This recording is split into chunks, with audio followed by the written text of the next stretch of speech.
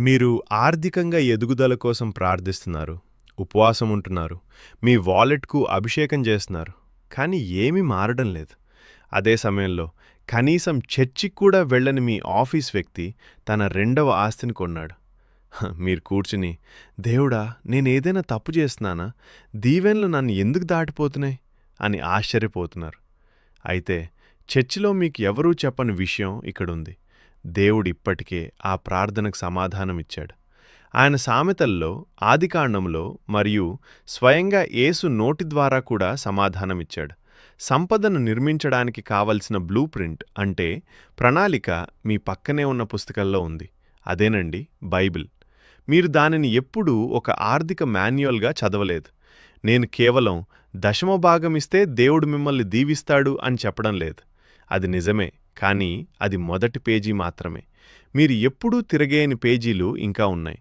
అవి ఆచరణాత్మకమైనవి, క్రమశిక్షణతో కూడినవి మరియు దశలవారీగా పనిచేసే సూచనలు. బైబిల్ డబ్బు గురించి 2300 కంటే ఎక్కువసార్లు ప్రస్తావించింది. ఇది విశ్వాసం మరియు ప్రార్థన రెండింటికంటే ఎక్కువ.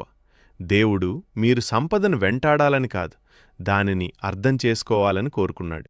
మొదటిది, కత్తిని వాడే ముందు దానికి పదును పెట్టండి. సామెతలు 22:29 ఇలా చెప్తుంది, తన పనిలో నైపుణ్యం గలవాన్ని చూసావా, వాడు రాజుల ముందు నిలబడతాడు. దేవుడు ఇశ్రాయేలీలకు సంపదిచ్చే ముందు బెజలేలుకు నైపుణ్యాన్నిచ్చాడు, అంటే స్కిల్స్ ఇచ్చాడు. మీకు పెట్టుబడి కంటే ముందు నైపుణ్యం అవసరం. నైపుణ్యం అనేది ఒక విత్తనం లాంటిది. దానికి డబ్బు ఖర్చు అవ్వదు, కానీ అది పెరిగితే దాని ఫలానికి ప్రజలు డబ్బు చెల్లిస్తారు. రెండోది, చీమలా పనిచేయండి. చీమలకు ఎవరు యజమానుండరు, కానీ అవి వేసవిలోనే ఆహారాన్ని సిద్ధం చేసుకుంటాయి. బద్ధకస్తులైన క్రైస్తవులు నేను దేవుని కోసం వేచున్నాను అని చెప్తారు, కానీ దేవుడు మీకోసం వేచున్నాడు. క్రియల్లేని విశ్వాసం మృతం. మీ శ్రమ ప్రార్థనకు వ్యతిరేకం కాదు, అది మీ విశ్వాసానికి నిదర్శనం. మూడవది, ఖర్చును అంచనా వేయండి. యేసు ఇలా అన్నాడు, గోపురాన్ని నిర్మించాలనుకునేవాడు ముందుగా కూర్చుని ఖర్చును లెక్కించడా? అంటే బడ్జెట్ వేయమని దేవుడు స్వయంగా చెప్పాడు. రాబోయే 30 రోజులు మీరు ఖర్చు చేసే ప్రతి పైసాను రాసుంచండి. అప్పుడే మీ దగ్గరున్న డబ్బు ఎక్కడికి వెళ్తుందో మీకు తెలుస్తుంది. నాల్గవది, అప్పును అంతం చేయండి.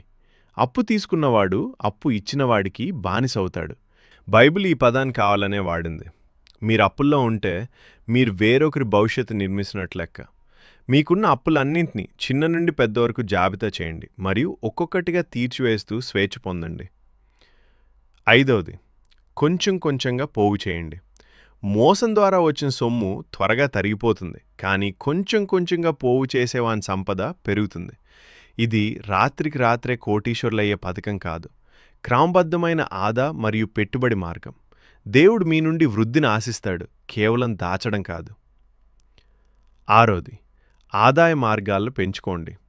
మీ వాటాను 7-8 వ్యాపారాల్లో పెట్టుబడిగా పెట్టండి, ఎందుకంటే దేశంపై ఎలాంటి విపత్తు వస్తుందో మీకు తెలియదు. ఒకే ఆదాయం మీద ఆధారపడవద్దు. సామెతలు 31లోని ఒక స్త్రీ రియల్ ఎస్టేట్, వ్యవసాయం, తయారీ మరియు వాణిజ్యం వంటి 4 వ్యాపారాలు నిర్వహించింది.